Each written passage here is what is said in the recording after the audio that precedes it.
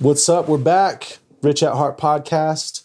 What episode are we on, producer? Was it 35? 35, baby. Thank you so much for tuning in. If you're a longtime listener, we love you. If you're a new listener, we love you just as much. Make sure you hit that like button and subscribe. I said it last episode, but what are you guys doing? I see comments. I see views. Like, where's the subscribers? Come on, guys. Tell a friend. Tell a foe. It's free. It's free. Friend or foe, grandma, cousin, aunties, tios, tias, everybody. I don't want grandmas. My grandma's hella on social media. Do you think she's seen an episode? No, but she sees like my TikToks that go through Instagram. Yeah. And it was funny. I went over there and she's like, "Who's you calling a bitch?" And I was like, "Nobody." And she was like, "No, I saw it." She said, "I'm not ugly, bitch." And I was like, so I had to like explain, we had to explain TikTok to my grandparents, and they're like 80. Yeah. I was like, I wasn't saying that. Like, I was like, I was like imitating someone. It was someone else's voice. And she's like, "Well, whose voice was it?" And I was like, "I don't know, Grandma." And she's like, "But why was she saying that?" She's like, "Well, who is she mad at?" I was like, "Oh my gosh." So then I had to I scrolled through like my TikTok to show her. She's like, "I don't get it." She's like, "So you wasn't calling nobody a bitch?" And I was like, the way she kept saying bitch. Yeah. It's Sunday too. Anyway. That's awesome. That's true though. I mean, like, I don't know. Like, think about it. So TikTok is hard to explain if you don't know TikTok or if you're not of the age of where you're used to using TikToking. Social media in general. Like, because I always think about this. Like, there was a time, especially to older people, right, where people would only say something to mean something. You know what I mean? We're now, because of especially from, I would say, the 90s onward, there's phrases that people use, but we're just using the phrase in a general sense of people understand you're using the phrase. You know what I mean? But in their time, it's like, whoa, if you say something, like, you actually mean that, or you're saying it to someone. Yes. Yeah. I was like, that's hilarious. I don't call nobody a bitch, Grandma. I was offended because I went over to see her and that's the first thing she says. Grandma, I was like, "What are we talking about?" She's like, "I saw it on she's like, "Was it the Instagram, Jesse?" She was like, "Talking to me, Grandma." I was like, "Oh my gosh." But wait, give us an example of something that we say just to say it, but we know what it means. Like, what do we mean? Like, give us an example. I would say okay, let me think of an example of what we usually say. I don't know, like, women now, they say, you guys call each other bitch, like, "Oh, bitch this," bitch that. That's something that elder people wouldn't do. They just would not call somebody, you know what I mean, out of context, bitch. Yeah. Like, that would be a word reserved for a situation where they have to bring out, "You're a bitch." Yeah. Type of thing. So, yeah, you're right. So shit like that. Okay. But it's become just common for us to call each other things, use phrases like that. I'm trying to think of one now too. But there's a ton of them that we say every day. Yeah. Or how we just said before, push the button. Yeah, push the goddamn button. We just know what that's from now. Yeah. And if I would have said that to my grandma, she'd have been confused. She didn't see her what shower. Button? What button? What am I pressing? Anyway. Oh shit. Movie quotes and movie comments are my favorite though. Sometimes me and Roman will just fucking communicate via quotes. People would think, what the fuck is wrong with these guys? That's how my sister are too. Especially when we were kids. Mm-hmm. There were certain movies, I'm sure you guys too, that you guys would watch back before there was streaming, right? Mm-hmm. Where you only had certain DVDs in the house or VHS tapes in the house. Yeah. And so that just became your slang in the house, just using movie quotes. What are some common ones that we would use, Rome? I mean, of course, the gangster movies and stuff, but comedies, what were some that you can remember that we would use? You don't know? Okay. He doesn't know. But yeah, it was just funny because I remember especially with South Park, Cartman, we'd use Cartman's voice and stuff, "God damn it." I hated that because everybody was doing it in middle school and high school. Yeah. I hated South Park, but everybody was quoting South Park. Oh, you were a South Park hater? Yes, I was. Vehemently. I was why are people watching this? What was your beef with it? I don't know. It just it just seems like I was losing brain cells. Okay. I don't know. It just seemed so and we were juvenile at that time. We were literally kids, but it just seemed terrible. And then it was cartoons that was so inappropriate. And I'm why are we able to watch this? But I came from a house like where we couldn't like, or Right. we did like we were fine like watching rated R movies. Like I don't know, I was so offended by South Park, but Players Club was fine. I don't know why that. Oh was. yeah, well, that's a good one right there. That's another one that we would quote quite Gonna often. be trouble, trouble.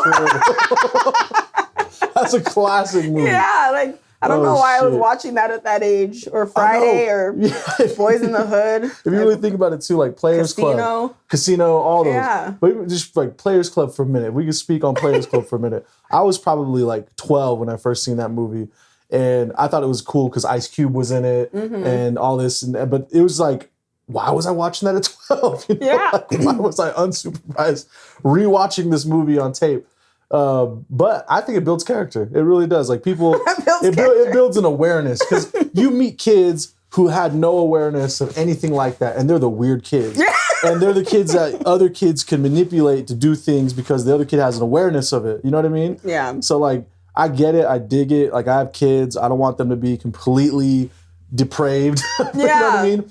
But they do have to have a certain awareness of things so that other people with awareness can't take advantage of them. You know what I mean? Yeah. But it also makes for good, wholesome quality entertainment and funny laughs. Oh my gosh. When you quote the movies and your siblings know the movie or whatever. Yeah. Yeah, but like First Sunday.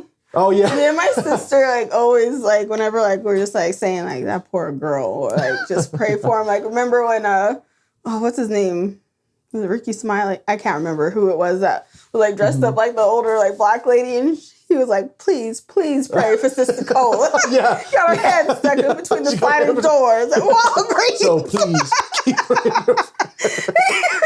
He's like, mercy. We always like say that and like anyway. But yeah. That's hilarious. Speaking of movies and people having reactions and a big fuss and all that on social media, Little Mermaid, the sneak peek came out. I think it looks really good. I've been waiting for this movie. Beautiful. Ever since she was casted, because she's in Grownish, right? Or she's in like one of those shows? Yeah, I think she's made an appearance in them. I don't know if she's like an actual character in is she in Grownish? I can't remember. So I know that Lo loves her. Yeah. Because she's in a show that she watches. I thought it was Grownish. And ever since we learned that she was going to be cast as Ariel in Little Mermaid. That was like a while ago, too. It's been we were like, oh, that's going to be good because she could sing. She's like a really good singer. They're not going to have to use a lot of like voiceover and stuff like that. Yeah. But then the whole fucking internet is just exploding and losing their minds because, oh my God, the Little Mermaid's black. Not in your Cartman voice. Oh my God.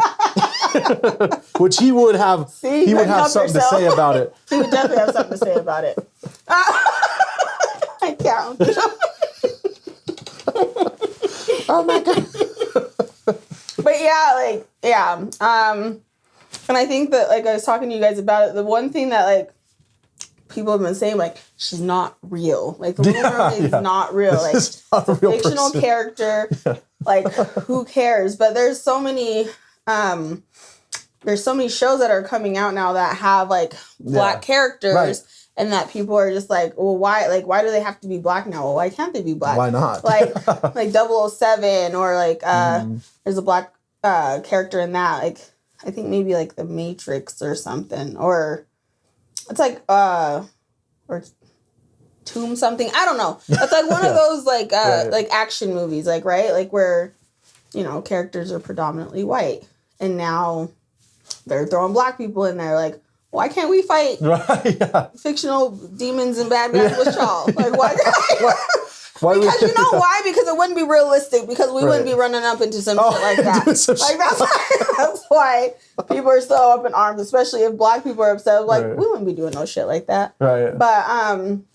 But yeah, what do you think about the reactions? It's that people ridiculous. Have been having? It's super ridiculous, and I thought that was so funny when you said that. Like, she's not real, people. Like, it's not a historical person. It's a fictitious person. Yes. And there's been plenty of people in real history that have been whitewashed to appear, you know, in paintings and things like that to be white that weren't actually white, but we accept it because y'all are like, oh, well, we control the narrative. They're gonna be white, you know, like, but like Jesus. like Jesus. I mean, even like well, what's that dude? anyways, like Greeks and stuff like that, they were Mediterranean, they were olive-skinned people. But you see fucking Brad Pitt portraying Achilles in Troy. Achilles would have been a like brown-haired, dark-beard man, like probably olive-skinned, you know what I mean? No light eyes, but you got the fucking whitest man on earth, Brad Pitt, playing him. Yeah. You know what I mean? So they've always done that, but now that they're trying to have some inclusivity because for years, brown-skinned kids, you know, black kids and everything like that never had representation. And the representation that we seen on screen was usually a stereotype. You know what I mean? And like Latinos, it was always, they're the guy who is directly from the border and comedy relief and stuff like that. Black actors and actresses had to be comic relief or, you know, it was always just the sidekick was had a different ethnicity, but the main character kicking all the ass and doing all the cool shit was a white guy. Yeah. So now that the roles are reversed, everybody's losing their fucking minds.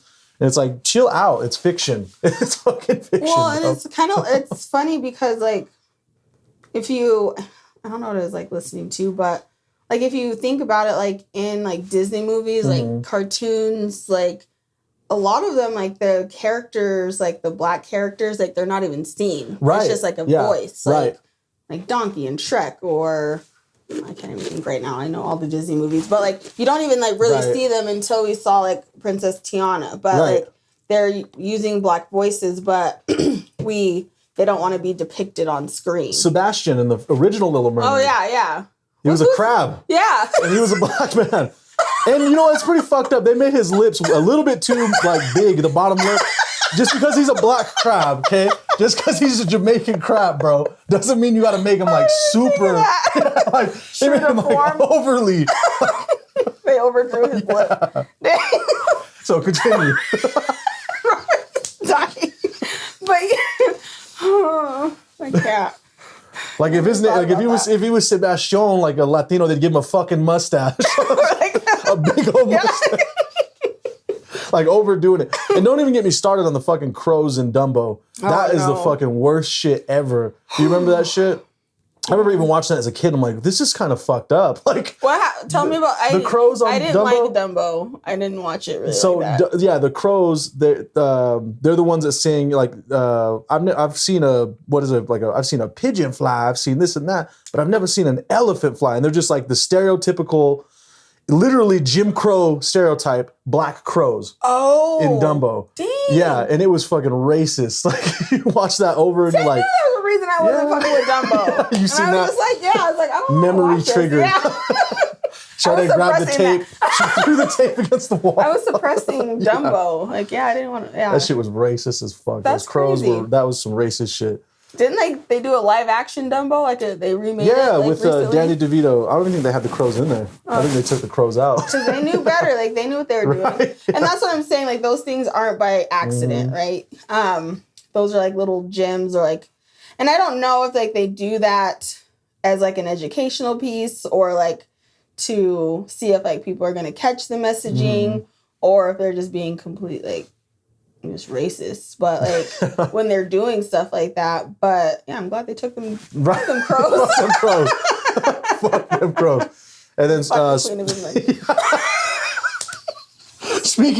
speaking on a little bit of racism, My segues are terrible. we got. So you're the host. This is some great segues. Oh shit! But also in the news, the Queen of England. So she passed away like a week ago now. Has it been a week?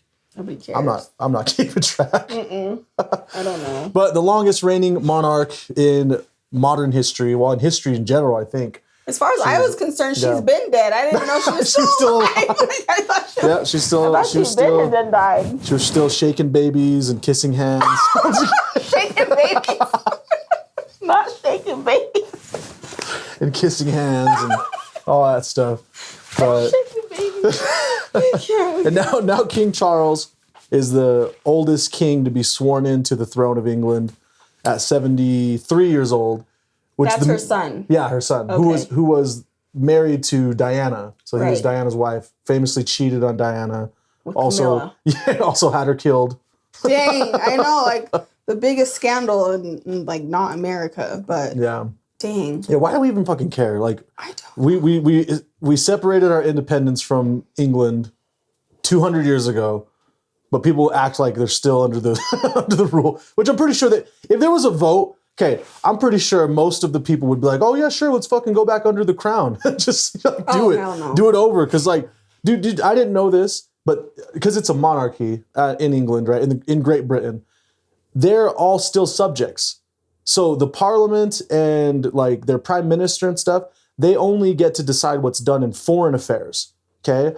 But everything that happens in Great Britain goes through the royal family. So the people's taxes all go to the royal family. The royal family decide what to do with the taxes. And then like the parliament and all that shit vote. I didn't know it was still like that. Like I thought they were just there for aesthetics. You know what I mean? I thought they were just there for tourists and shit. But they're actually doing shit. Like they're actually still, all those people are still under the rule of one person. And how are they living so long? That seems stressful. Like, like the royal family, it seems stressful. Because they don't have to make much decisions. They just fucking sit there and just. I can't even say it looks pretty. Like the royal family is not cute. It's not cute at all. Not cute at all. I was like watching something with like Prince Charles and like it was Diana. I was like, God, that poor woman. Like she had to she like was almost kind of like forced to marry him. It sounds like, right. And he was just like, and what's the other son's name? Not Harry, the bald one. Oh, their son William, right? Yeah, there's Prince William and there's Harry. Oh my God, he's. Like, why? And he's gonna get the crown next. He's next in line because it would have been Harry, but Harry withdrew himself due to all that scandal with his wife Meghan, and so he just kind of withdrew himself from that whole ordeal. Rightfully so. It's good for him sticking up for his woman like that. But yeah, so William is going to be the king next once Charles is done, and we're gonna have they're gonna have a bald king. He's going to go back to wearing those powdered wigs. Oh my like gosh. They used to. Do they still have those? I'm sure they can make them. Why did they wear those? It was a fashion thing. Well, was it? Yeah, it wasn't a fashion thing. It was a fashion thing. They wanted to. They had syphilis. Oh, that's right. I have heard that theory that when you have a sexual disease like not chlamydia, like syphilis and others, you get scabs on your head, and they had a lot of it, so they had to wear those wigs to cover the scabs and shit on their head because they were out. Fucking whores. Fucking whores. Fucking whores. No, but yeah, so like the reactions to like the queen's death. Yes. How did you react? I reacted just like a lot of colored people on Twitter and everything like that. Like Latinos and our African American brothers and sisters were acting a damn fool. A damn fool. I loved it.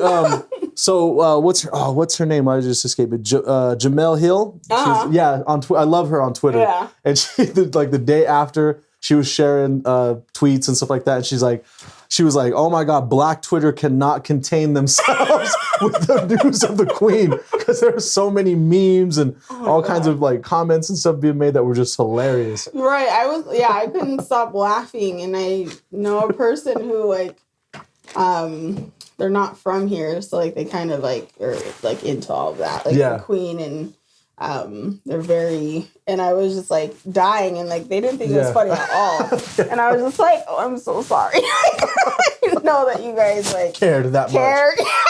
They were just like sad, and she's like, there's so many of like my family members that are gonna be like so upset about this, and I'm like, really? I was like, I'm so sorry. I was like, okay, I'm just gonna stop. I was like, I'll talk to somebody else about this, but because like I just wanted to share everything that I was seeing with this person, and I couldn't because they actually cared. Yeah, there was legit funny stuff though. I can't even like. You know, it's I've known some people from like England and stuff like that, but I remember I worked at this call center and this woman was from Australia, which Australia is still under British rule too. Yeah. And she would talk about how, I don't know, there was, I think the anniversary of Queen Elizabeth's coronation or something, they used to make it a big deal. And she's like, yeah, me and my mum would make tea and something dish or whatever. And we'd sit there and watch the coronation. And we take a day off from work and all this stuff like that. And I'm like, for a fucking coronation, like what the hell's a coronation? What like celebrating the day she was coronated queen? Like dubbed. Yeah, or whatever it is. Dubbed. Like coronation. I dub thee. Yeah, queen. I don't.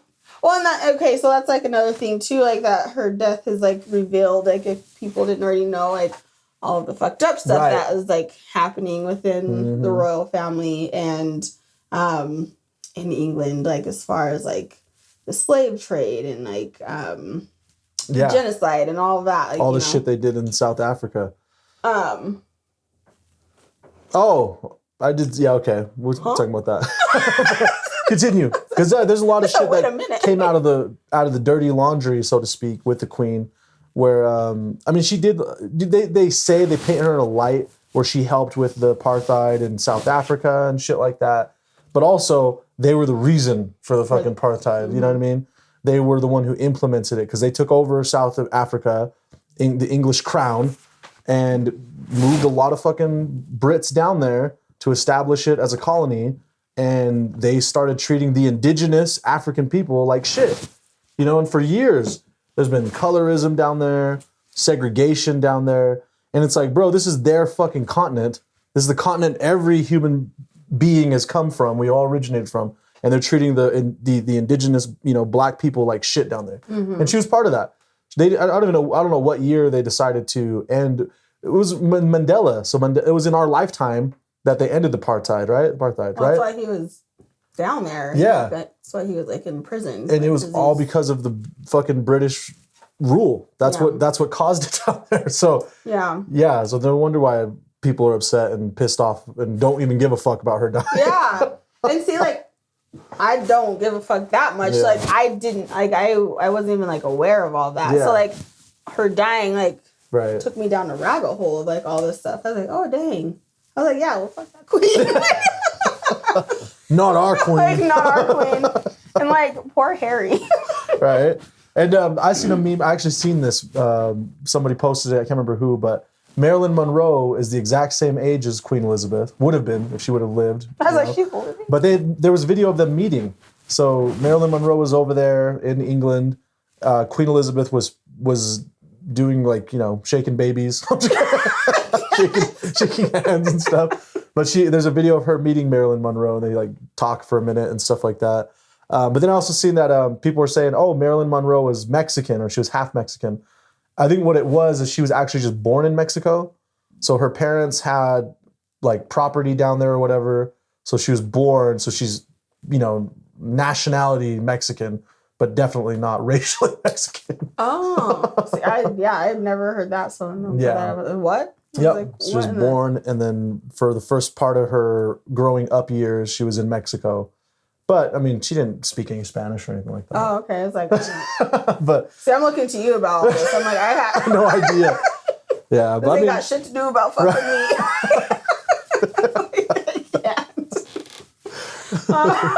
Did you see the Elvis movie? No. Neither did I. Okay. I want to see it.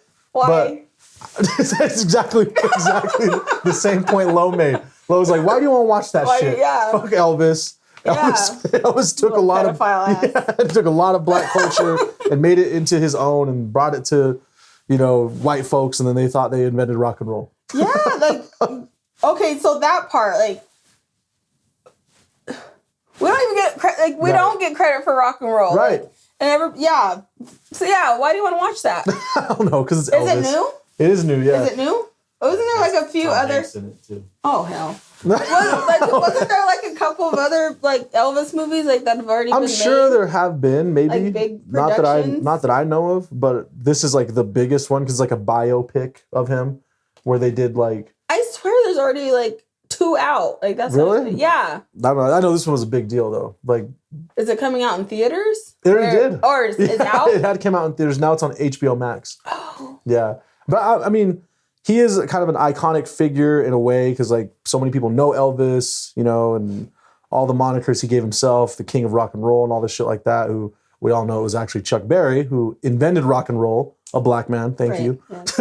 But I want to see it just to see what light they portray him in. Yeah. You know what I mean? Because there's always a narrative. There's always different narratives and stuff like that. Well, there's always like a scandal behind someone that big, right? Like someone like Elvis, and that's what I'm saying. Like he is a what would we call it? Like a national treasure, if you will, because of just the way that he lived his life, the way he performed, like the way that he, I mean, not the way he stole the music, but the way he made it, I guess he made it popular, right? I suppose. And he was talented. Yeah. Like, you can't take away that he was talented. But yeah, there's always like a scandal behind someone, and like with him and like the whole, what's her name? Priscilla? Oh, his wife or his daughter? The child bride. What was her name? I don't know. But I think it was... Was it Priscilla? Priscilla, yeah. Yeah. Like, it's escaping me. Did he really marry her when she was like 15? That's a good... We'll have to Google that real quick. Is that like a thing? I'm going to be like Joe Rogan. Jamie, can you get that up? Was he... Can you pull that up on the screen? Was he R. Kelly before R. Kelly? Probably. Like, Mary Kelly? Like, I feel like, yeah. Well, you know what's crazy is a lot of those fucking old artists like that, they were into young girls. Because, I mean, not to throw any dirt on Chuck Berry's name, because I love Chuck Berry and I just credited him with creating rock and roll. But that's what he got in trouble for. That's why he got kind of taken out of the spotlight and swept under the rug, is because he was caught with underage girls, sleeping with underage girls. Which I think that was kind of common back then, when in the 40s, 50s. Like, yeah. I mean, shit, my own grandmother was married to my grandfather when she was 15 and he was like 19. So, you know what I mean? Like today, that would be like, oh my God, like front page news type shit. You rape. I mean, statutory rape. I mean, but I don't know where she was from, but like in some places, like it kind of just like look past that, because it's like it's an arranged situation. Like, that kind of like negates like the pedophilia of it all. Like, it's not, and that's the thing too, right? Like, it's not even like 4 years is like such a huge difference. Right. Like, you know what I mean? So like whenever like your grandma gets to, or you know, situations like that, they're like 20 and then like your grandpa's like 24. Right. There's a huge cares. Like, you know what I mean? Like, that's a gap. Not like that's a pretty big gap, because if a 24-year-old has been partying, they've been having like a life, right? They've been in the workforce for about 5 years, 6 years at that point. Definitely partying, you know, if they're that type of person, drinking and stuff like that. A 20-year-old's new to life. Yeah. Like, they're just starting life. They've been in the workforce for maybe a year, 2 years. Maybe they're still in college, not even working, and they can't legally go out and do anything. Yeah. So it's a pretty big gap. Do you think so? Think about it. Life, and that's the thing, gap. Like, the difference between, like, men, like, older men and younger women, that's normal.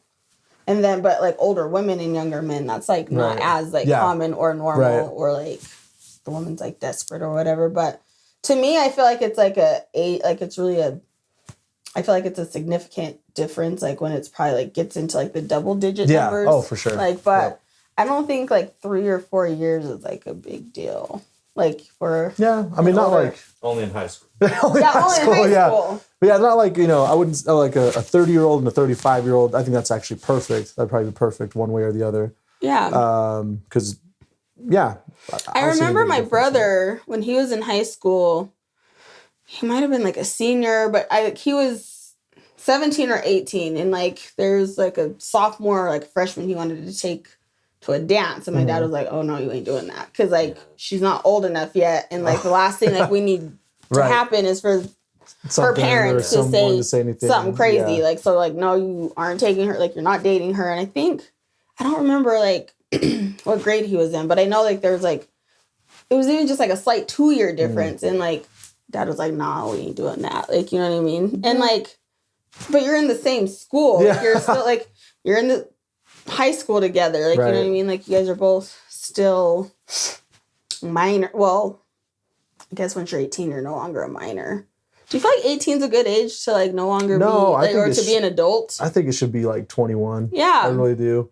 Yeah. Because like 18 is still so freaking, it's crazy because like my nephew, he's 17. He plays at Ben Lomond, and I'll go to his games and I see all the kids there and I'm like, fuck, these are just kids. Mm-hmm. When I was that age and I was like, you know, even a sophomore in high school, I felt like a fucking adult. I felt like a full-on adult. I was doing adult things. I was like, I feel like I'm a fucking grown person already. Mm-hmm. But no, you're a fucking child. Mm-hmm. Like, they are fucking little kids still. You know what I mean?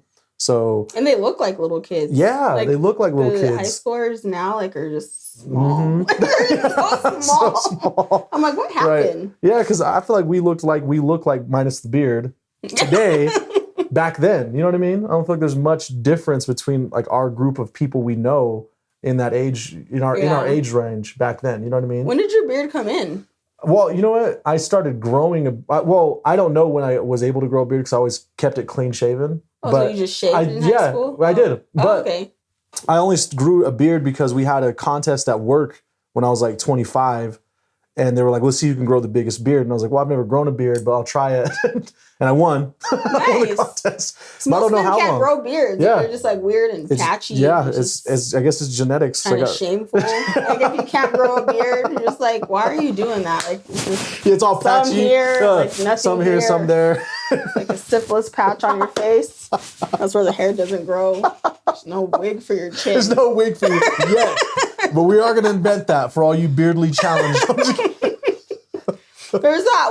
What is it called? Hymns? I think it's like, or whatever. Like for like hair growth. And keeps to keep your hair. Yeah. Hymns and keeps.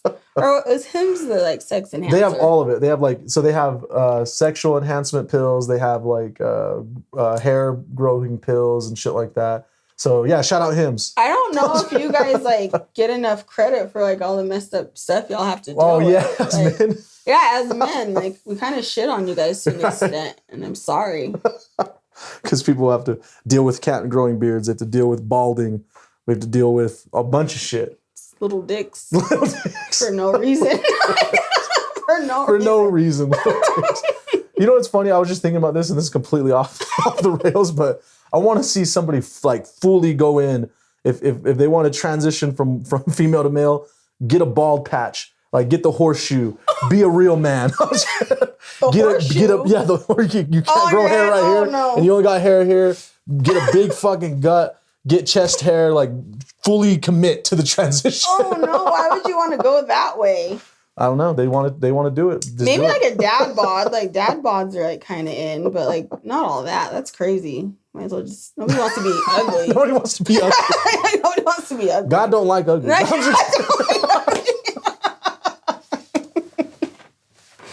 Terrible. This is where we're going today.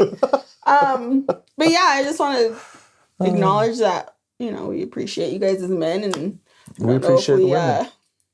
Acknowledge all the things that you guys have to kind of contend with as men. And right. It's been kind of shitting all over you guys. Well, thanks. You guys. Yeah, you're welcome. I probably won't say that again. Forever. But, yeah. My brother told me the other day, he was like, so we were talking, like I was like dating dudes for like a little bit, and he was like, you don't deserve a good man. I was like, wait a minute. You don't deserve a good man. Yeah, he was like, you don't deserve a good man. He's just like, he has to like build you a house. Like he has to have this, he has to do that. Like you just have like too many like expectations. Like you don't deserve a good man. Like, and like we were all just kind of sitting there like, dang. I was like, what are you coming for? Like I didn't send for you. Like let me find out. And I was like thinking about it. I was like, do I like have too many like expectations of men? I don't know. Like, I don't think so. Like, I'm just like, what are you like? He's just like mad because like he ain't any of like. No, my little brother, he's a good guy, but he's gonna go in on him. Yeah, I know. He's a good guy, but I was just like, dang. I was like, maybe do I? And then he had me like thinking. I was like, nah, fuck that. Like, you don't know what he's talking about. I'm good. I was like, that meme where that meme when you're looking in the mirror. You're not the problem. They are. They are. That's exactly how I felt. I'm like, nah, it's them, not me. Yeah. Completely not me. Yeah, I can't believe you said that, but kind of reminds me of the Deliver Us from Eva, the movie. Oh my gosh. Yeah. I love that movie. Jinx. I actually still have that DVD. I still have it and watch it here and there because I'm a big LL Cool J fan in general. Yeah. Growing up, his music really is what got me in the mindset like, oh, this is how I have to treat a girl. Like listening to his shit, I'm like, this is what they want. Everybody wants LL. I got to be LL. How would you channel LL energy? Like, what would you do? I would just like his music. For one, you gotta be really complete as a guy before you try to be LL. Because I was just trying to do it based off his music, which his music is his whole swag, right? But treating like a girl nice, like I'm gonna love you better. You guys remember that jam? Mm-hmm. That shit was fucking fire. And I was thinking like, that's how I gotta be. I gotta be that guy from that song. You know what I mean? And then in the bedroom, like you listen to his, what's that one he has? How's it escape me right now? I can't remember the title of the song. Doing It? Yeah. Yes. Doing It? Doing it and doing it well. I was like, okay, this is where I got to be in the bedroom. I got like, this is what women like.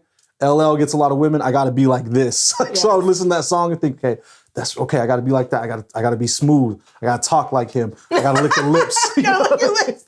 Not everybody can lick your lips like LL. Yeah, like I love sometimes this in like a certain sensual way. well, like it's just like his lips never get chapped. Yeah, like everybody else licking their lips, it just like gets it's all chapped and white. Don't do that. Don't, especially why are you licking especially your if lips you're at me? brown skin, dark skin. You look like you were eating donuts all day. Chris Rock in not Harlem Nights when he was the crackhead. Oh yeah. Harlem Nights? No, it was the one with Ice-T. I can't think right now. Fuck, what movie was that? It's too early, y'all. It's too early. We usually film these in the afternoon. It's a just to let you know, morning time. we all got up this morning to film. This is morning time Fuck, what movie was that? It was New Jack City. Yeah, it was New Jack City. Yeah, Yes, New Jack it was New City. Jack City. Yeah, okay. But yeah, you got lips like that. Yeah. So everybody thought they could be like licking their lips like LL. But I think like he came from the generation too that like made it like okay to be like nice to women. But then it was also like that generation was like also very fucked up to women at the same time. So like I don't know like where our music is now. Like where do you guys think it's at now? Like do you think it's more like it's just everywhere? It's crazy because I think music now is like, well, when you talk about like hip hop music and stuff like that, it's more violent, but in a way where it's kind of like, I don't know, like they mesh like the gangster aspect of it with like the party aspect of it. Because like hip hop started off as like party music. You know what I mean? Like get the party going, dancing, break dancing, all that shit like that. And then it evolved into gangster rap, where it was just nothing but hard music, you know, talking about life on the streets and, you know, Tupac's Hit 'Em Up and shit like that, like diss records and stuff. And then we went back into the club music in the 2000s, and it was all about club bangers, like, you know, Lil Jon and the East Side Boys, all that stuff. And then now they kind of like fused it all. I feel like these kids, they want to do the dances and have the kind of like party type vibe, but they're also talking about like shooting motherfuckers and disrespectful shit, disrespecting women and stuff like that. But it's to a vibe that kids just love. You know what I mean? But it's like, it has like an R&B like undertone like to it. So it's like I'm thoroughly confused about music nowadays. I'm like, I like this, but I shouldn't. Like, I don't know. Yeah. But yeah, like I just wonder like if music now is sending like the right message to like our kids like growing up, because like we knew like that the like the Tupacs and like the Biggies, like, you know what I mean. I feel like that was like one genre of music, and then we had like the R&B side, like we had like the R. Kelly, like, so we had like a lot of like different, like we could choose like what we listened to, like, and there's like a separation. Now they kind of don't have that many choices, but there's that big conversation of like what Diddy said, like R&B is dead. Like, I don't know if you heard that. I did, yeah, and I agree with them. You do? I do. I mean, there are good R&B artists right now, but they just don't have the same effect as like the previous generation or even 90s R&B and stuff like that, like where it was really embedded in the culture. You know what I mean? Like everybody knew the songs. Everybody, it was like go-to music. And now they Still just my go-to music. I love R&B too, but I mean, and like I said, there's a lot of good artists now, but they just don't have that same effect. And I don't think it's gonna break through that ceiling of being popular for a while, because everything goes in trends and stuff like that. But what are your thoughts on it? Waves. What you said?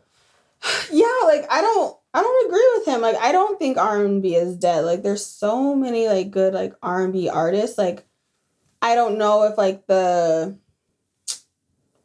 content is the same, like like what they're singing about necessarily. I think maybe it's like more hardcore now, like with like the lyrics and stuff. But I still feel like Tank came out with a new album, like Mooney Long, like she came out with a new album, like Danny Lay, Kehlani,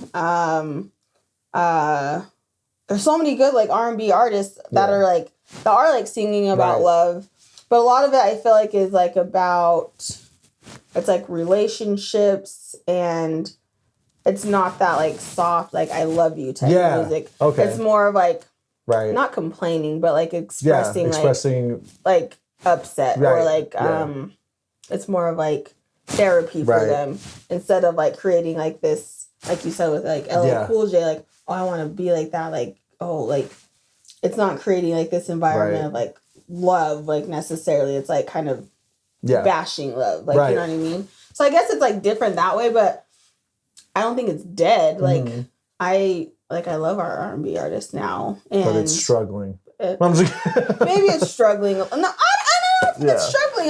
It's not the same, but like I still like I listen to it for like what it is, and I guess I just don't compare the two. Yeah, because like that's true. It's not the same. Like, and Diddy's like thinking about like he wants this R&B to sound like his R&B. Yeah, what he produced. It's just not going to. Like, it's just. Hopefully, I mean, shit.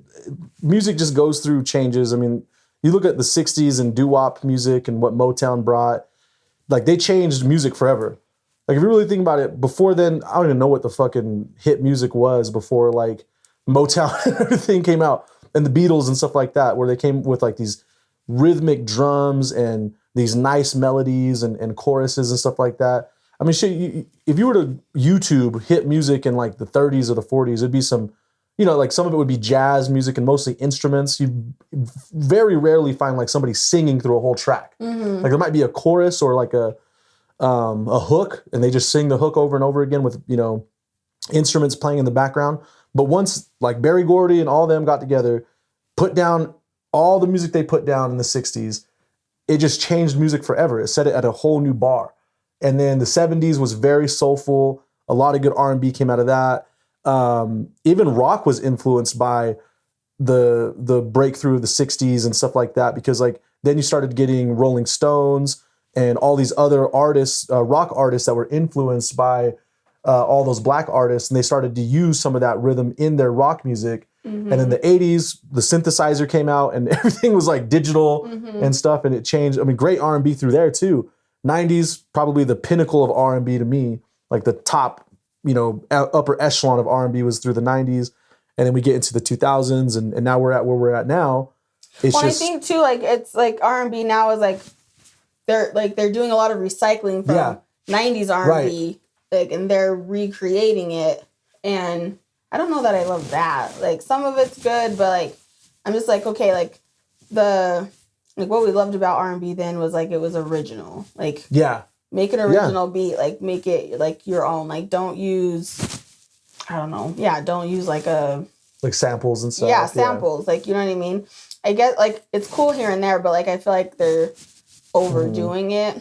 And I think that's like what you were saying is like it's all like a blend. Like it's almost hard to find like an R&B song that's just like straight R&B without having like a rap, like a melodic like rap in it or a rapper featured in it. Like, you know what I mean? So like that's why I appreciate like artists like Tank or like whatever, because like he didn't have like a lot of features on his album. Like it was just like him singing, like, you know. So so like how you're like moving through like the decades of like music, I just feel like now we're in like the decade of like the mashup. And I guess that's probably where like we're thinking like the music is dying. Yeah, and really R&B now, the only R&B songs I could think that are newer have a rap artist featured on them. Like, you know, it has to have Cardi B on there, or it has to have somebody on there to make it mainstream.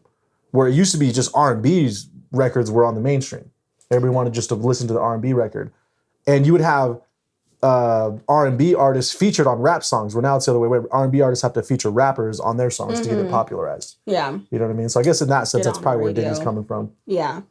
So I guess yes and no. Diddy, you might have something, but I don't completely agree with you. Yeah. Can you even say that? Can you disagree with Diddy? Can you disagree? Can you disagree with Diddy? I don't know. But yeah, like I guess that's just like the difference. Like there was like a time where R&B was like strictly about love and like love making and like loving on women, and like now it's like more of like an expressive.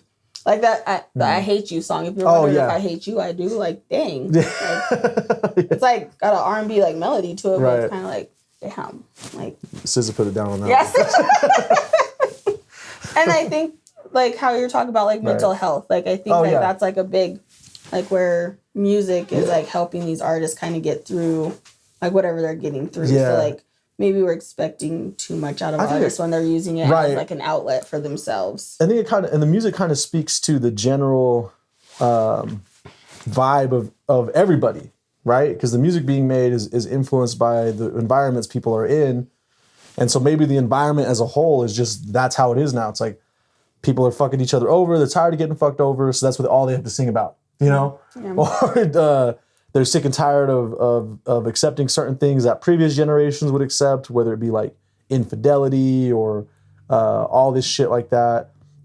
So now they're tired of it. They're going to sing about it. They're going to sing against it and stuff, you know? So yeah, it all ties into the general like mental health of people all around, like in just everyday life. You know, we all influence one another, and the things we do is influenced by the environments that we're in and how we react to what's going on with us and stuff, you know? Who was the artist that just like canceled his show because he was saying like he would, like his mental health just wasn't there? It was a rapper. And they were like really? giving him shit. I thought they said Doja canceled or something. And then Doja Cat? She ended up performing in a warehouse or something.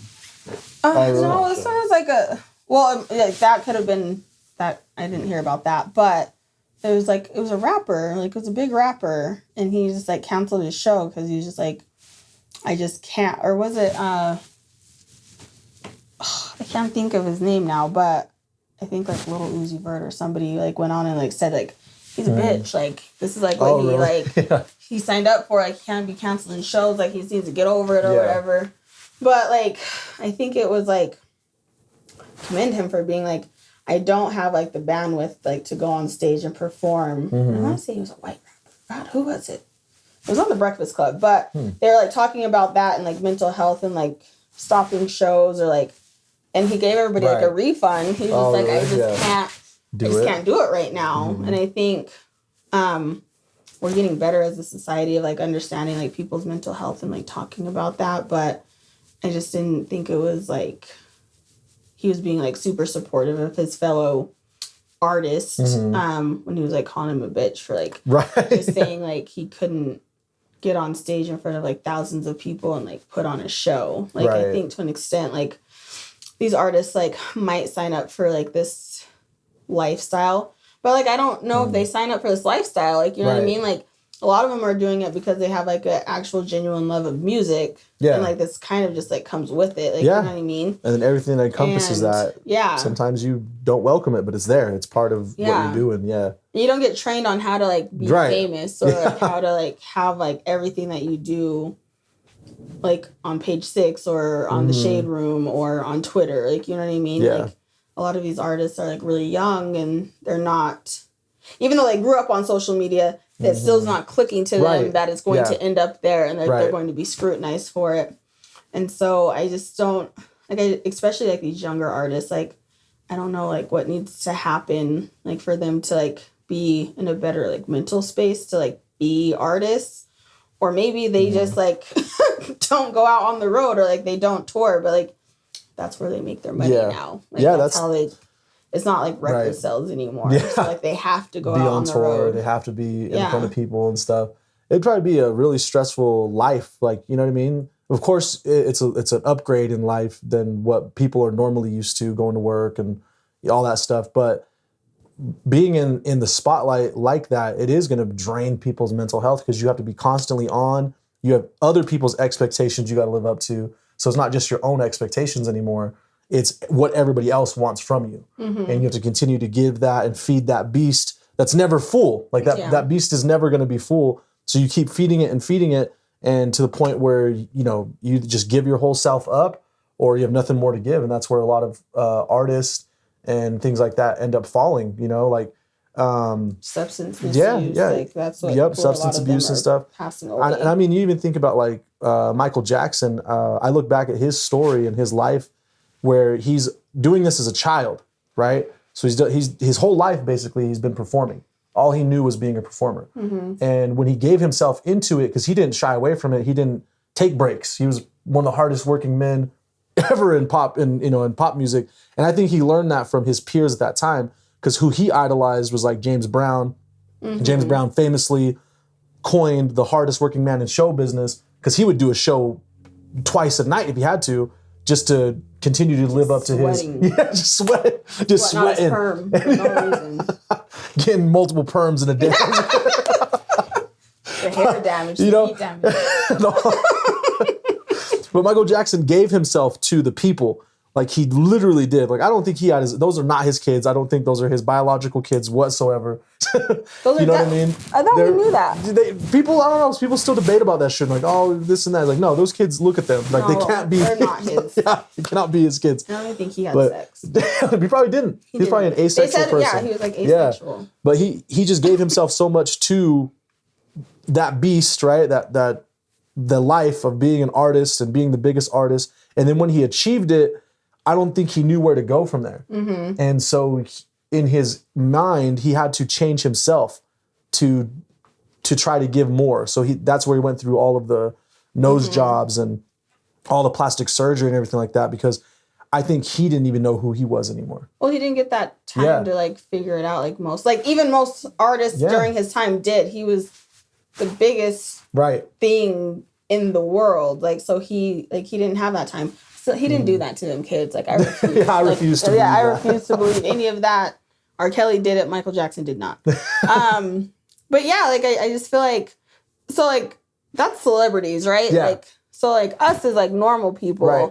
Like what do you think about like when you think about like mental health now? Because that's like such a big thing topic now, and like topic. a big part of like everybody's life and like what everybody's trying to like figure out for themselves. And I think it looks different for everybody. It does. And I think it's also something that's not as spoken as it should be. I know, and it's crazy because when I was thinking about talking about this on the podcast, it's because of one of Lowe's friends, I guess, is struggling with some like mental health and stuff like that. Why did you emphasize friends like that? I don't know. But they're struggling with mental health, and she was telling me about it, and she was like, yeah, you know, so-and-so is dealing with a bad time, and they don't know what to do for them and stuff like that. And I was like, wow, thinking about myself, I can't even remember the last time I was like, I'm having a bad day. I can't remember it. Like, of course, like I get upset in days, or, you know, something doesn't go right. I react to it. Like I'm upset, I'm angry about it or whatever, but I don't remember the last time I'm like, oh, I'm down in the dumps. I feel bad. I feel like I can't do this or anything like that.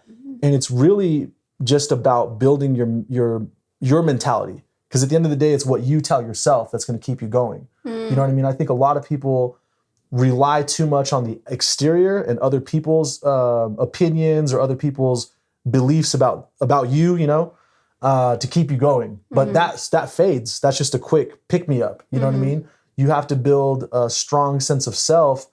And it really just goes back to stuff that I've read, learned from books and mentors and stuff like that. What really kind of changed my life was finding people like Bob Proctor, like Lisa Nichols, people like that, these are people who have been down in the dumps, brought themselves out of it, and now talk to people and write books about how to do so. You know what I mean? A lot of people too, because of ego or whatever, feel like they're in it alone and like nobody can understand you, right? Nobody understands, and which we are individually unique, but we're all humans. We all have a commonality about one another that you just have to be open to that commonality and understand that, oh, wow, I could take what happened to that person and apply it to myself, even though it's not exactly the same thing, but I can find aspects in it where I can apply it to my life and it makes your life better, you know? Yeah. And I think that's like it's empathy, right? Like it's not like you're saying like I completely understand what you're going through. Like you're just like, but I can understand like why that would be hard. Right. Like, you know what I mean?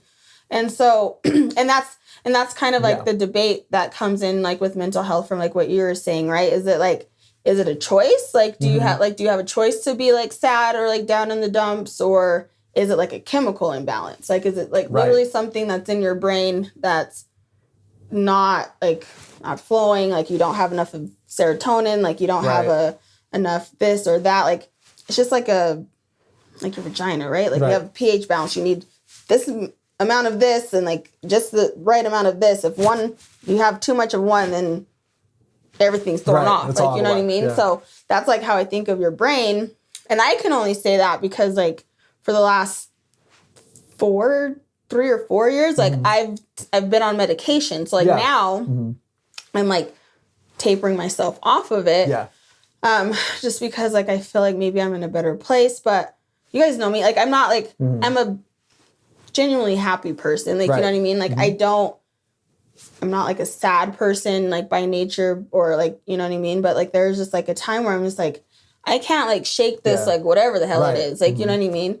But I also knew like I didn't want to feel that way. Yeah. So I didn't want to like take medication. I was like, I don't need that. Like I didn't grow up knowing about depression or anxiety and all the other stuff. But I am like a very like anxious person. Like, you know what I mean? Like I had to learn that about myself. And the depression, like I don't know like where that came from, but it was literally like it's just like a chemical imbalance. And like once I started taking medication, I'm like, oh, okay, like I feel better. Like I feel like myself. And like some of it's like situational depression, right? Like are you in a toxic relationship? Like are you are you stressed out? Are you not having good time management skills? Like are you a single parent? Like you know what I mean? Like what are the things that are contributing to like your stress levels? Like you know what I mean? So you have to like look at that. But like once you look at that and you're like, okay, I can figure out ways to like help myself, like how you were talking about, like I can figure out ways to like remedy these things. But like once you figured out like how to fix them, but you're still feeling like like you're still feeling down in the dumps and stuff, like that's when you're just like, okay, maybe it's like something more like it's something that I can't fix. Like it's not something that is external anymore. Yeah. And like that's kind of like what I found, like because like during that time I was in a really messed up relationship. Like I did have a lot of stress, but like once I started like eliminating those things, I'm like, okay, I still don't feel great. Like, you know what I mean? So I stayed like on the medication. Yeah. And so now, and it's like a hard thing too, right? Because you're like, am I feeling better because of the medication or am I just like in a better place? And so like now like because I stopped taking them at one point. Like I just stopped cold turkey. Don't do that. Like if you're on medication, don't take it upon yourself to stop it, because I was thinking crazy stuff that I would never think in myself. Like I wouldn't. And I was like, my doctor's like, yeah, don't do that. Like, you know what I mean? Like let us like taper you off, you know, the right way. So like nothing happens to you. Like I don't end up, you know, something bad happening. Right. And so like now, like I'm taking like a lower dosage and like less times in a week and stuff like that. And I'm just like, I always just have to check in with myself and say like, okay, like how am I feeling? Like, am I okay? Like, am I able to like deal with this stressful situation? And I am. And like, I have to realize that like, I might not always be off of medication. Like I might have to like go back on it at some point, because like mine isn't necessarily like situational. Like it's a chemical like in my head that just kind of gets thrown off here and there, like, you know. So I think that's like where the separation, or like not separation, but like we have to like see them for like mental health for like what it is, like chemically or medically, and like what it is like situationally, and like what we can control. Right. So, like some of it is like what we can control and some of it's not. So I think like there's this like, well, you're being a little bitch. Like, well, I can't help it. Like because like me, like as a person, like I wouldn't take medication. Like I don't want to have to do that. Yeah. Like, you know what I mean? To like feel normal, but that became my new normal. Right. And now I'm just like, okay, like I think I can deal with this, whatever is happening in my life on my own. And maybe I can for a little bit, and like, and maybe I won't be able to. Right. So like, I think it's just like very individualized, and I don't think like we should like put people in boxes, like when it comes to mental health. Cause like some people might, or like even therapy, like some people, like maybe like a person like you, like you might benefit more from like talk therapy or something like that. Or even just like figuring it out on your own. Other people, like they can't do that. Like, you know what I mean? They can't regulate their feelings that way. Yeah. And it's challenging because there's so many people that have, you know, they try to go the path of like finding themselves or helping themselves out and stuff like that. But I really think it just comes down to direction. It comes down to being willing to submit yourself to receiving information.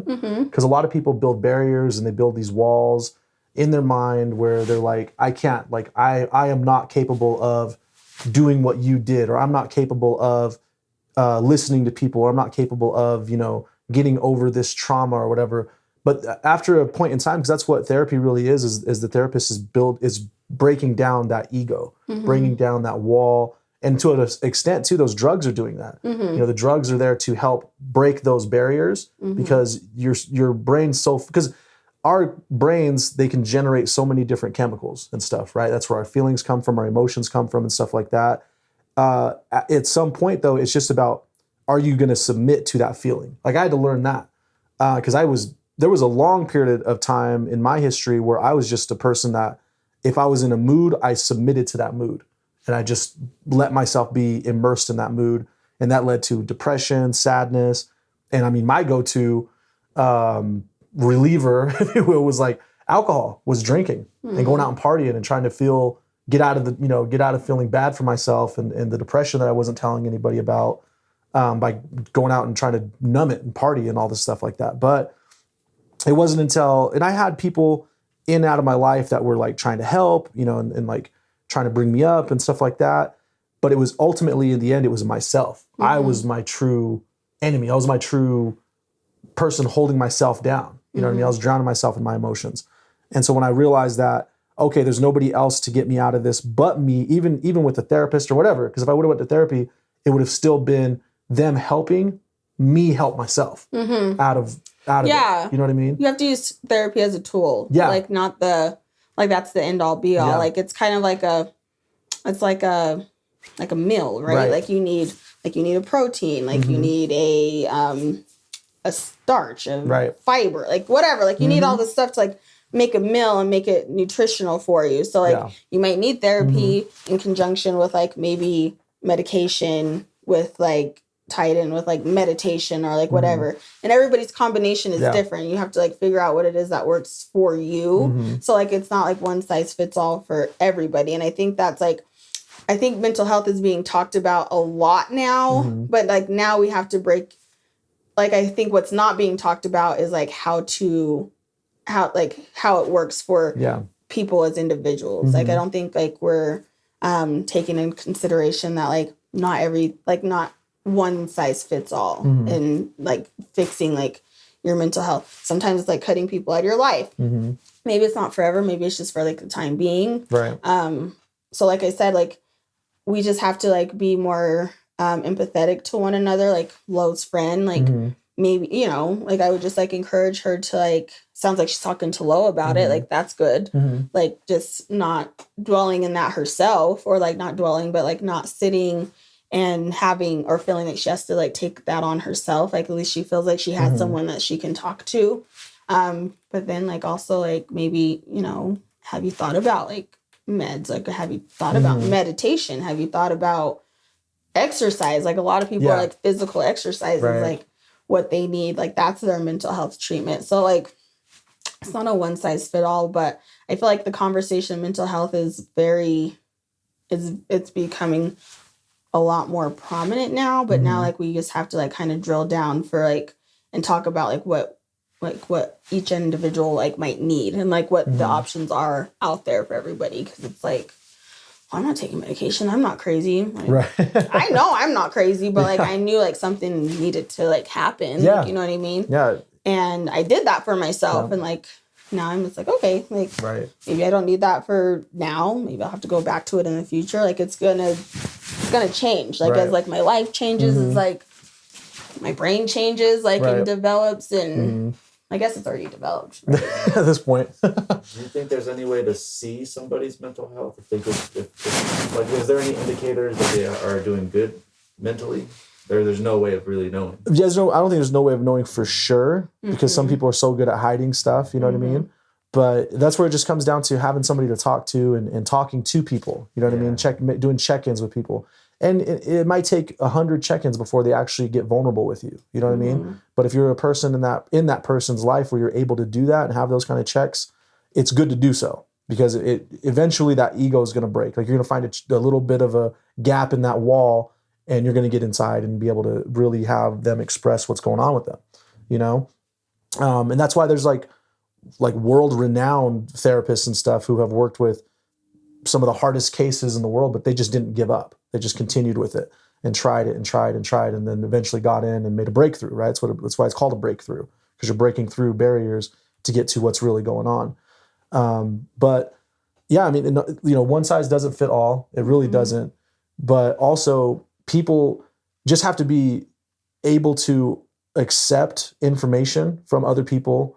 I know, and especially in like Hispanic culture, Black culture, and stuff like that, we're so reserved because we had to be. You know what I mean? Like, society in general looks at us a certain way, and in our culture, we have to be tough. We have to carry on. You know what I mean? We're expected to not complain and stuff like that to our parents and things. But you have to, at some point, be vulnerable with someone, even if it's yourself, because you can. Like, I don't have to anymore, but especially when I was trying to change who I was, I had to have conversations with myself. Like, literally sit down in front of a mirror and talk to myself. And it's such an eye-opening thing when you do that, because what's the first thing you realize when somebody's really sad? It's their facial expressions, right? So like, if I'm talking to you, Sade, and like you're going through something and you start to break down to me, I could see it in your face before you tell me, you know what I mean? Mm-hmm. Roman, I could see it in your face before you tell me that you're angry or whatever, right? So when you start talking to yourself and you see those expressions in your own self, that opens a gateway to your own soul. And you're like, wow, I really feel like, I feel this way. Like, you could hide it as much as you want from yourself, and you can lie to yourself as much as you want to. But once you really see you for you, you're going to be like, oh shit, I do need to change, or this, you know, I do need to do this, or don't do that, or whatever, right? And also what your programming is, because we all have programming. We've all been conditioned from our upbringing, from our cultural backgrounds, from our, you know, where we grew up, our environment, right? We're programmed to think a certain way. So you got to get outside of that programming too, or at least you don't have to completely wipe it, but you have to at least understand it and reprogram yourself, by meaning just building new habits, new thoughts, and stuff like that. Because one of the best helpful pieces of information I got was a mentor of mine said, you need to understand that what's entertaining you is training you. So what you find entertaining is actually somebody's training. They're teaching you how to be. They're teaching you how to react. It's like YouTube. It's like social media. Like, it's like what we follow is like what we kind of start to not just like subscribe to, like not just like clicking a button, but we subscribe. Like we what is it? It's subscribe. Like we tend to like take on that ideology. Yeah. Too many crickets. I can't even talk. But like we take that on like as like our own thought process, like you know. But I think like what Roman was saying, like you can't see like depression, like it doesn't necessarily have a look. It doesn't have like it doesn't have like, oh, like that person like schizophrenic or like bipolar, or like that person's sad. Because I think like most people wouldn't look at me and like think that, like you know what I mean, or like Robin Williams, like you know what I mean, like he's like one of the funniest people like in the world, like one of the seemingly most happy people, like you know what I mean, like people had nothing but great things to say about him, like you know, and he took his own life, like you know what I mean. So like there's literally like no way to like just look at a person and like know that they're okay, and like you can't just you can't assume. And like I made a TikTok that says that like I'm depressed, not ugly, bitch, like you know what I mean. It's like oh, like you're like so beautiful or whatever, like like you know what I mean, like that's fine, but it doesn't have anything to do with like what's going on in like your head, like you know what I mean. So like, and I don't think that like, or even like looking at someone like that might like maybe looks like a little like more homely, or like we might assume that's like homeless, or like maybe going through mental health issues. Like we don't know that, like they might just be like just fine, they just choose to like live a certain way, like you know what I mean. So like I think we automatically assume that people that are maybe like homeless or like living in poverty or something, like they automatically are going through like some type of like mental illness or like depression or something. And that's not always the case either. Like, you know what I mean? So like, we just have to like stop kind of like generalizing, like stereotyping. Cause I think like that's where we get in trouble with like mental health is like it's like a stereotype right of like what we think that looks like, or what we think mental health looks like, or mental illness, what we think it looks like.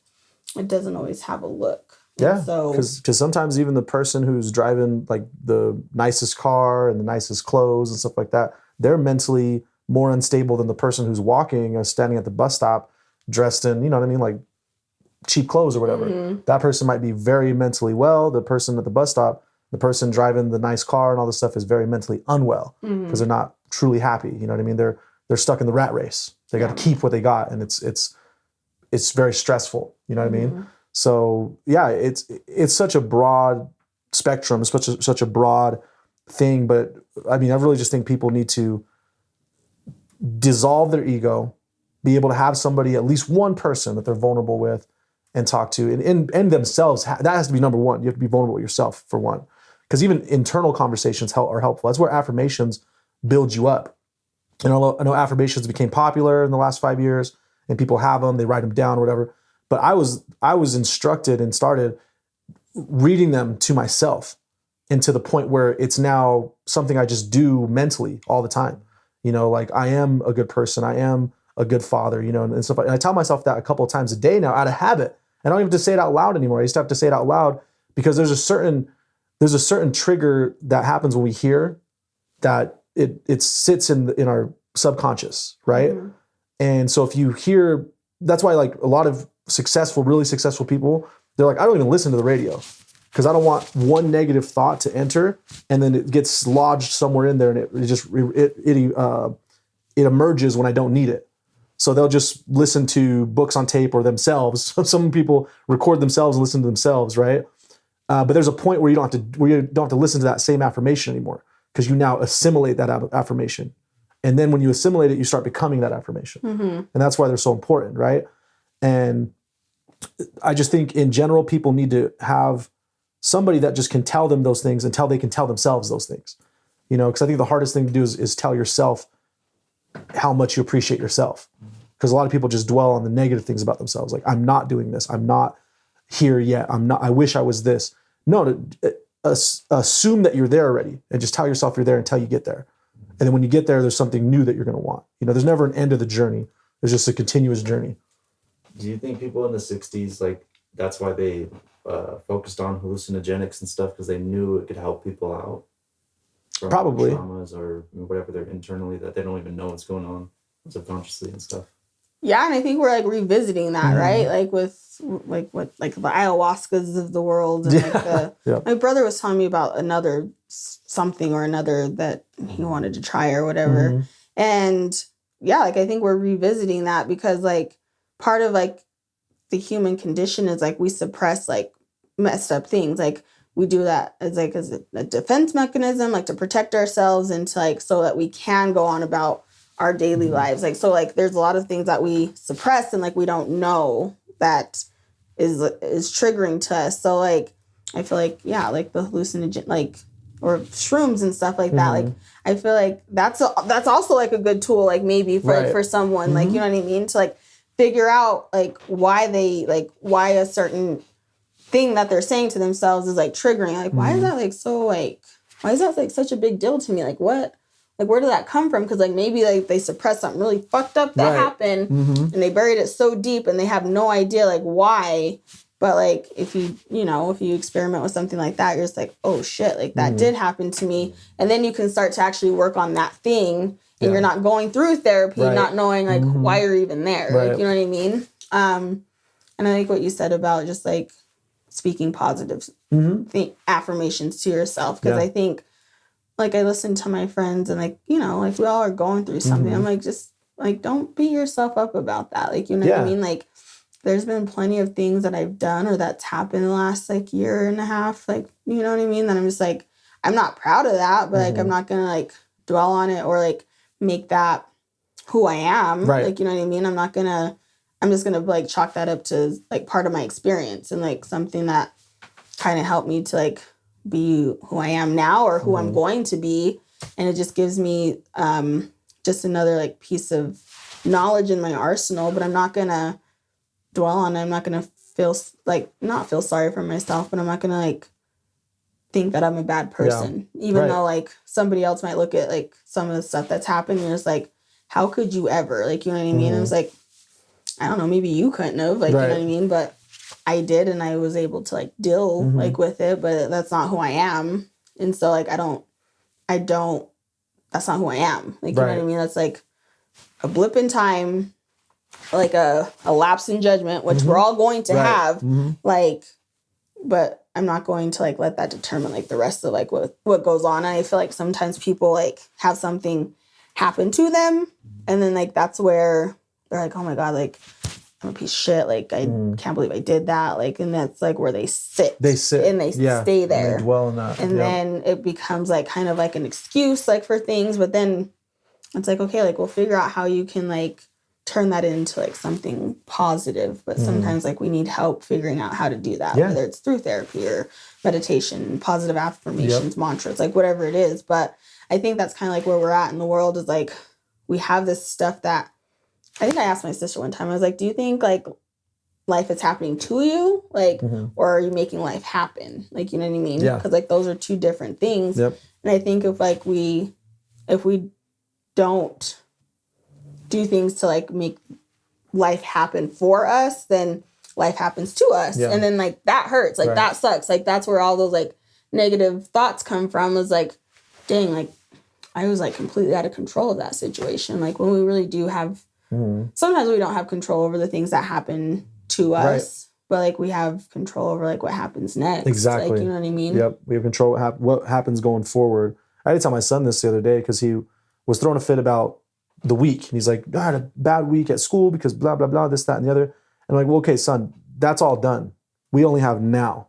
We only have right now, me, you. What I'm looking at right now is you. You're looking at me. And what we have going forward. That's it. The rest of it's gone.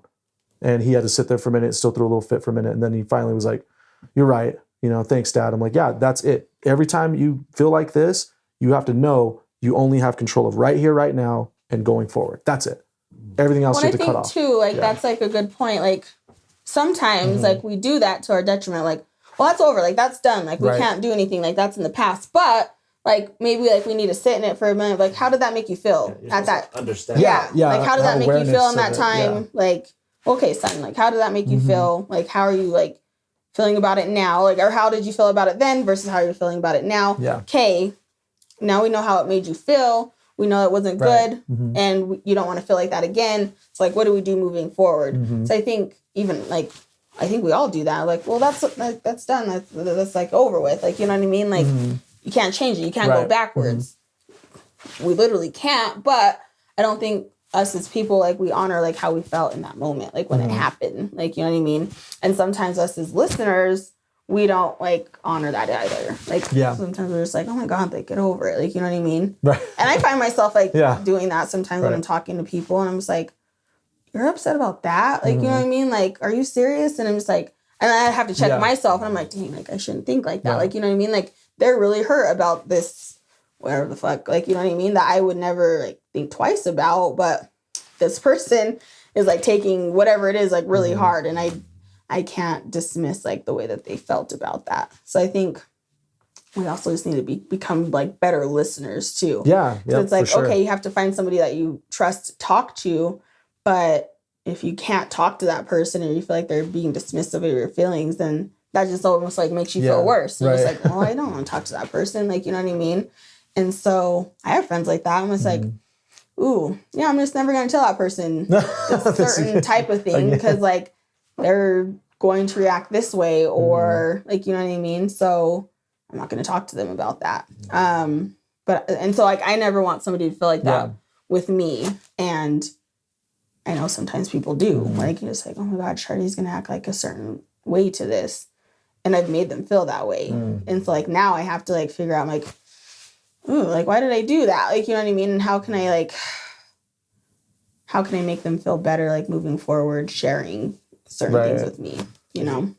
Whoever you tell, you see if they care or not. Right. That's what it's about too. Because like some people are dealing with their own thing. So like when you share something, they could listen, but do they care? Right. And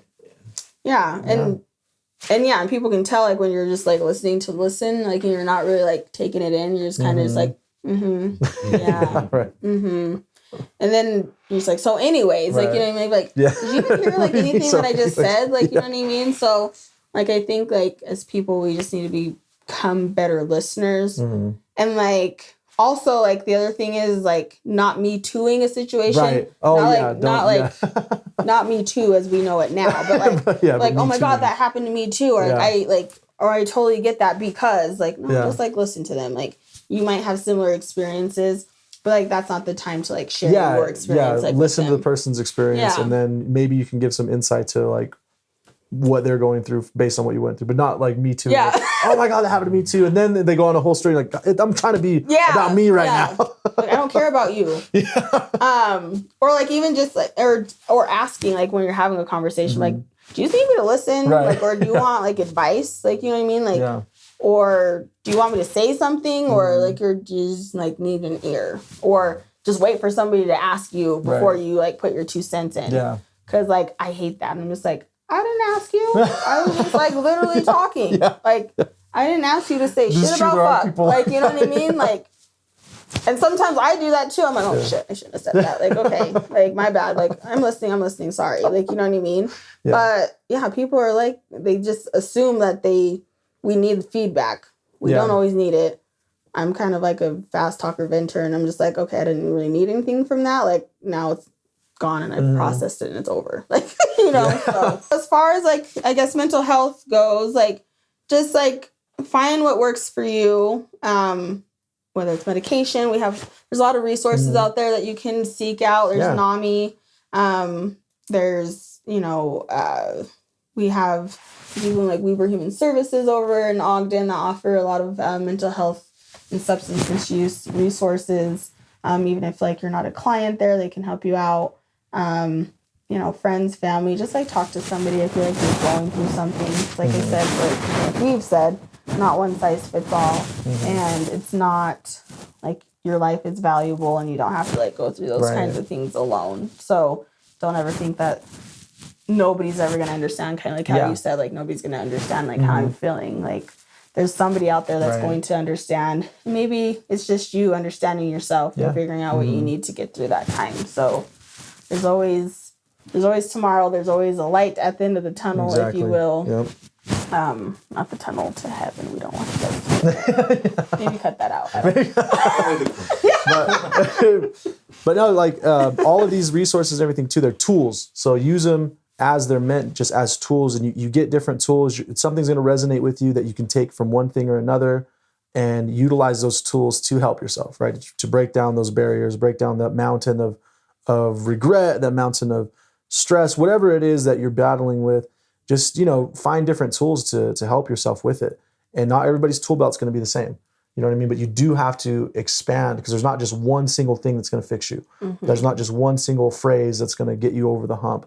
You know what I mean? It's going to be a compounding thing of a bunch of different information you have to get to help you get over and or whatever, to help you beat that battle, help you just be a better person.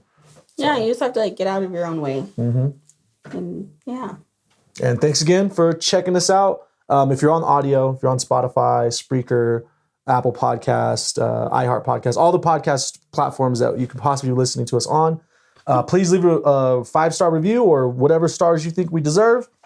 Don't do that. Just kidding. It's definitely And comments, like, subscribe on the YouTube. Thank you very much. Comments are going pretty good. They've been pretty good the last 2 episodes. So continue to do so, and we'll be sure to respond to your comments.